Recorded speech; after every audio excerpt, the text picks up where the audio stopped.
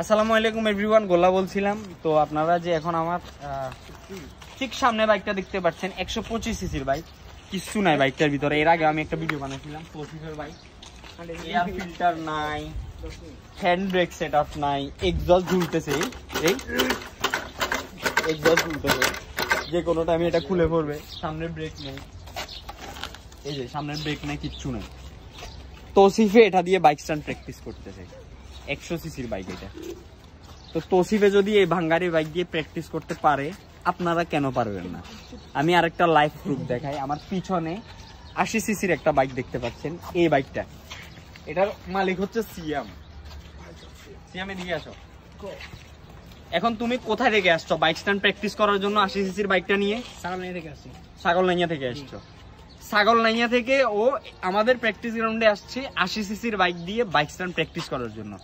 ছাগলনাইয়া থেকে